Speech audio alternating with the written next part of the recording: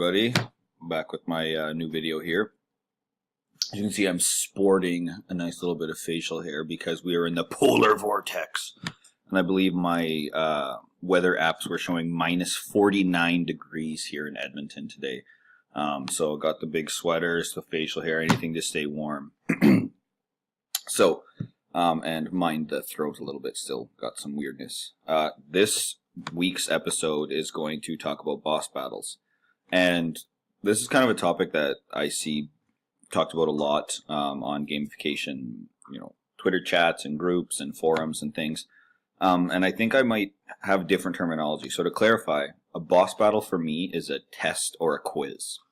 Now, I know some people use the language of like what I refer to as guild battles, which is like your review games. Those are not boss battles for me. Boss battles are my midpoint quizzes and tests, so at least one every month in order to go through everything. So I want to show you how I do it, and a simple version if you're kind of in elementary, and if you're in higher achieving elementary or middle school or high school. I've kind of developed a technique that is really popular, and I'll actually show it to you some raw footage of it being used. So let's check out some of the differences on how I do boss battles. Alright, so shrunk myself down into the corner, so let's see. So first things first, when it comes to boss battles, what you want to do is you need to create your sheet. So for me, my sheets look like this. I have the adventure, which is essentially just the test number, so between 1 and 10 or whatever it is. They just go in order. This is a final boss battle for me, meaning it's a unit test. It would be midpoint if it is a quiz.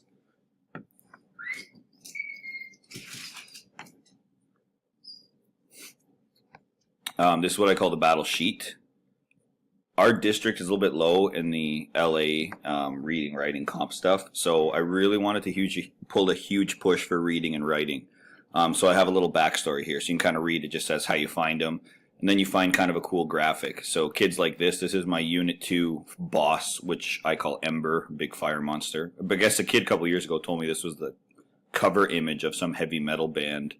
I can't remember what it was, but yeah, it's kind of funny. Then it comes down to this right here, these hearts. This is kind of the difference maker for me. What everything does is my test instead of marks produces damage. I'll come back to this in just a second, and I will show you a test. So a test, you're going to notice right off the hop, says damage instead of points or mark or score or whatever. So every question that you get right is going to inflict damage. So see, I got 10 true and false, so that's a 10 possible damage. I have 10 multiple choice, that's a 10 possible damage, and so on and so forth. So as we go through this, I'm going to go back to my monster now. What I have is a test out of 40. So the first reason that I like running boss battles this way is because each group of 3 hearts, so if we count, we go 3, 6, 9, 12, 15, 18, 21, 24. So that means that collectively, the kids have to get 24 out of 40 in order to kill the monster. The cool part is that what this is these hearts are actually instilling a grade percentage that I'm trying to get them to reach. Now, obviously, 24 out of 40, if we do the math really quickly, is not a lot, right? We're talking 60%.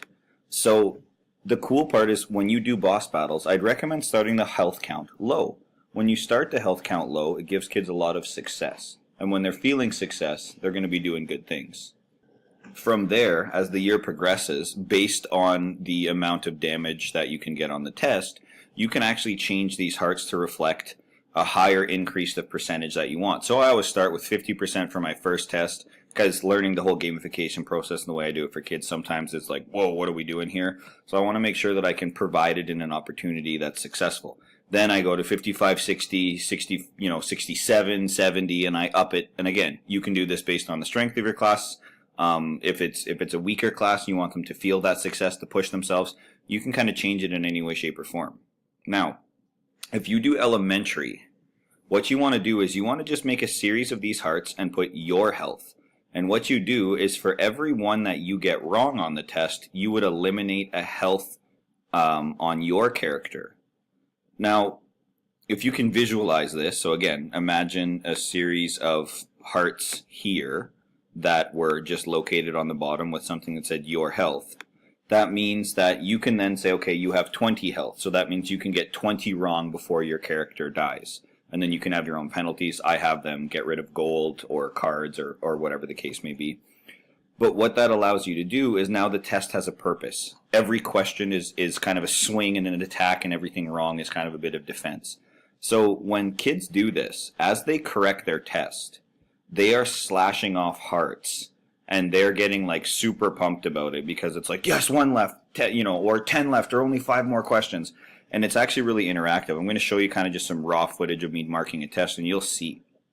Now, that's kind of the simplistic way to do it.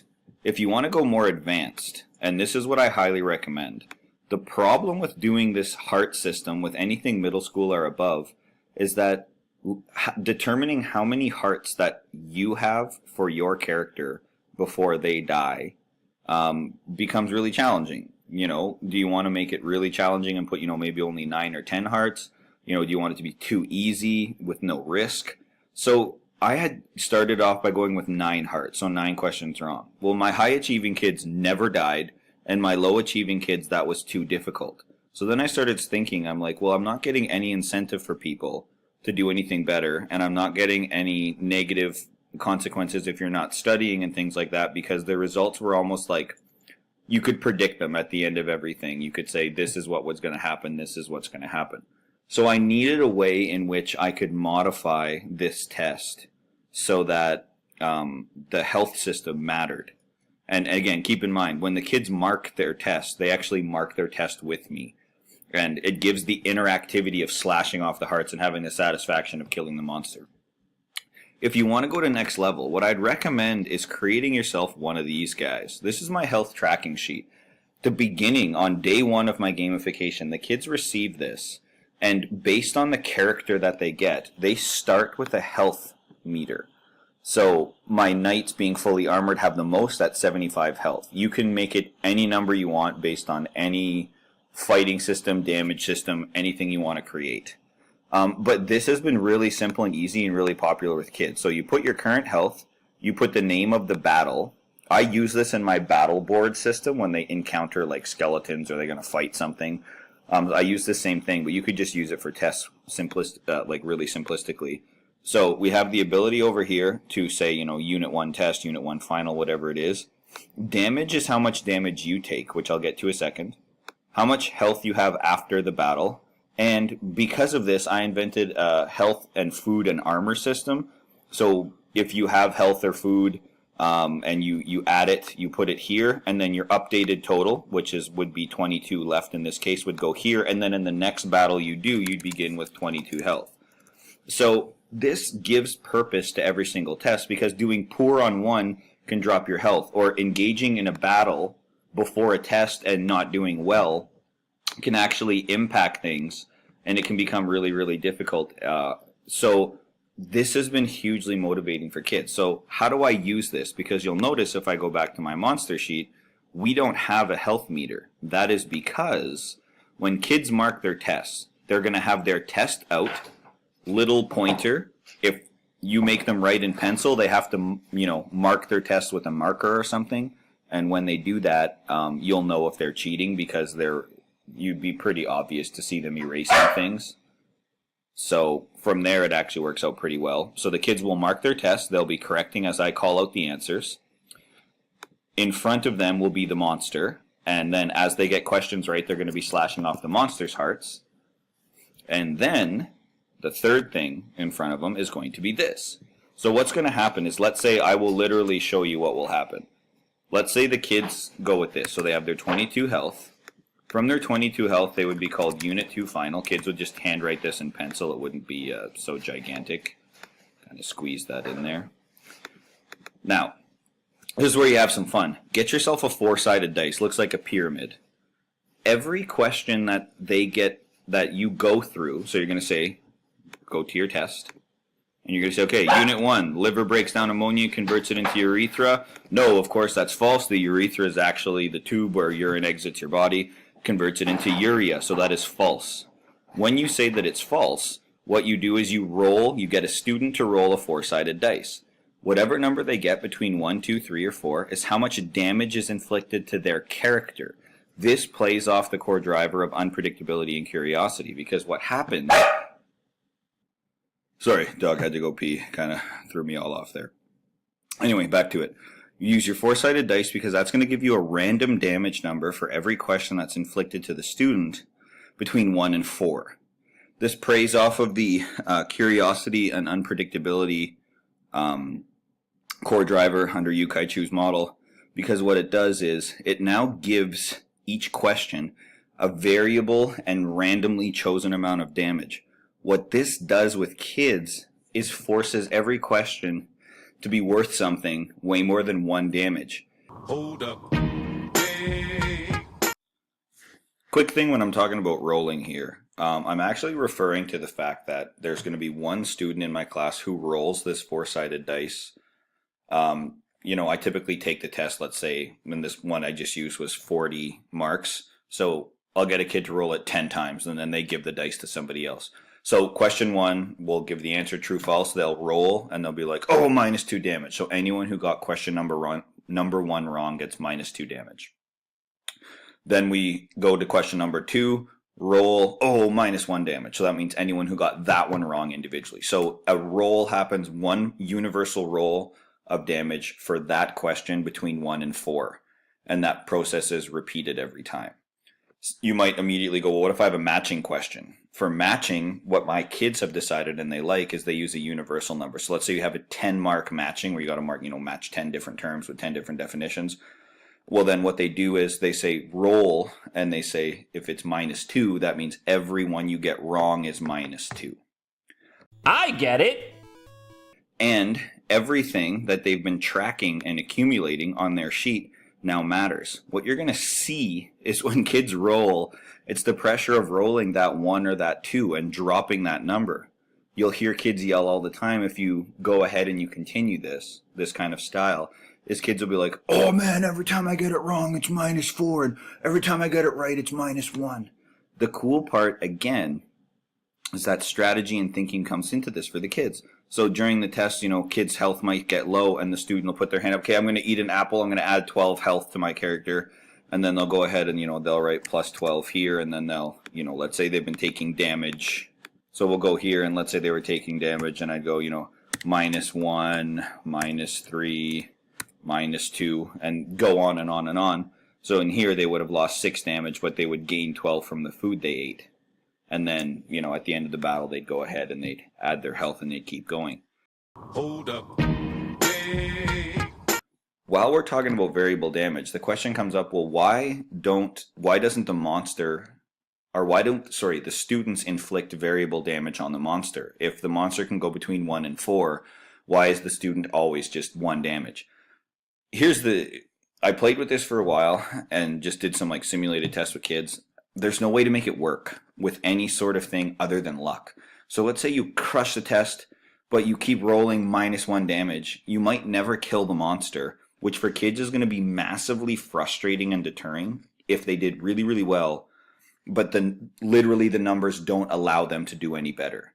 So what we've realized is by setting a percentage goal versus setting the, it has 60 health, and then you have to get this many right, and then hopefully you get this many -4 damages and -3 damages and all these things with the dice. It's way cut and dry and easy to say everyone is worth 1. Here's the percentage target, which is an achievable goal for anybody, because you just have to get X% on the test in order to eliminate enough hearts. So those are 2 quick things that you might kind of pop into your head as I go through this video. So hopefully that makes sense, and we're back at it. I get it. This gives purpose to everything, because what it does is it forces strategy and thinking. When do I use my cards? When do I use my things? And each test has a significant and clear purpose to the kids, because what is occurring is that they can't predict the value of damage. So you would see kids in the previous model I used where I went down and I said, okay, you had 9 hearts for the test. Certain kids would say, okay, well, I'm already dead because I don't know the first 9 questions. I should have studied. But here they can survive that if, they roll really, really low and it's only -1, -1. So in taking boss battles this way and using a cumulative health tracking sheet, you incentivize and give purpose to something that kids don't like, which of course is testing. And I'm not pro-testing, actually. Oh, that sounded funny. I'm not pro-test, let's say that, or pro-quiz. I don't really care for them all that much, but because it's something that I'm required to do, I do it. Two quick things. One kid said, what happens if I die? Well, I always just put the word dead or died or perished or whatever language you want to use, pluck it right in the middle. Their health restarts for the next battle or assessment, which seems like a perk, but the disadvantage is any game currency for me and all cards that they have on them have to be returned to me, and I wipe their gold from the bank. So it's the equivalent of Mario jumping over the cliff. He still gets to try again, but he loses his coins when he jumps in, right? A kid cleverly last year pointed this out. They said, do I still take damage if the monster is dead? And of course, that answer was no when we voted on as a class, because what happens is now, kids who perform well early, because traditionally tests start off a little simpler and they progress in their nature as you go forward, what'll happen here is that, you know, in these 24 hearts, let's say you get the first 27 questions right, well, that means the monster is dead and no longer can harm you. So you've survived that battle. So that means even if you get the 30th question wrong, you don't take damage because it would be like a corpse hitting you, which of course would do nothing. So the kids can turn around and there's an actual purpose to doing well on the test early, which again has been hugely motivating for kids. So I hope that made sense. I'm kind of all over the place with this. What I'm going to do is I'm going to just give you some footage now of me marking a test with kids. So you're just going to see me. I just film myself calling out answers, kids rolling and tracking their damage, and you'll kind of see the excitement. They really like it. And this is one of the more favorite events that we do throughout the year is these boss battles. So go ahead and check out that footage. Okay, here we go. Question number 1. True and false. Liver breaks down all that stuff. Key word here was, does it convert it into something called urethra? No, it does not. That is false. It converts it into urea. Damage count, Jesse. 2 if you got it wrong. 2 health if you got it wrong. 1 heart per monster if you got it right. Number 2 should have been a gimme. I think most people would have got that one. We covered that pretty good. Vaccine means from a pig. Of course that is. False, of course. If by chance, 2. minus 2. So far fair rolling for the damage. Number 3, scurvy is caused by the absence of vitamin B, which of course is also vitamin C. Of course. Damage? 4. Oh, that was a big one. 4 damage. Question number 4. The epiglottis is the structure in our upper throat that prevents food from going down into the esophagus. False. Why is that false? Because food needs to go down. Yes, food needs to go down the esophagus. It blocks the trachea. 1 damage on that one according to Jesse. That was a tricky one. Number 5. Joseph Lister said clean your weapons. Did he? No. He didn't say No. weapons, he said tools. Yeah, clean your tools. I even caught on to that. Clean your tools. So that's false. So that is false. I believe that's 5 falses. All the falses. How much damage? 4. Ooh, 4. Oh, Ouch. Come on. yeah, I caught on that. I'm sure attack. Okay. Two main divisions. Main divisions are peripheral and central. That is true. Those are that's the first split of our nervous system. 4. Ooh, another big one. He's already doing that. Well, so far I typically roll 3s and 4s. He's been doing predominantly 2s and 1s, which is good. Okay, number 7. They always go in the same direction. That is false. They always go in opposite direction. If one rises, the other falls, and vice versa. 4. Ooh, you're on a streak of 4s. Yeah, that's Yeah, that was 7. 7 You is got that false. wrong. 8. Veins carry oxygenated blood away from the heart and lungs to the body. Do veins carry oxygenated blood? So we know that's false right then and right They're there. all false. Yeah, they're all false. 3. Almost all false. We had 1 true. 3 damage for 8. Number 9, neurons pass signals in the nervous system so we can move, sense, and generally function. That's what they do. That is a true. One of my rare trues. True, boys. 2 damage. And number 10, a carcinogen is something known to cause cancer. Cigarettes carry 40 of them approximately. That is a true statement. This carcinogen is cancer. Okay, Jesse, that's 4. Ooh, 4. Okay, pass the dice off to somebody else. Right here, right here. Yeah. Okay, so Ella will roll for multiple choice, and then she will pass it off for matching, and we'll continue. Okay. Okay, Mr. Kieran, how much damage is each matching worth? Jared! A what? 3. 3. Okay.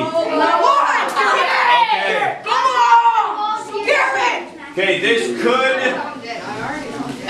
could be up to 30.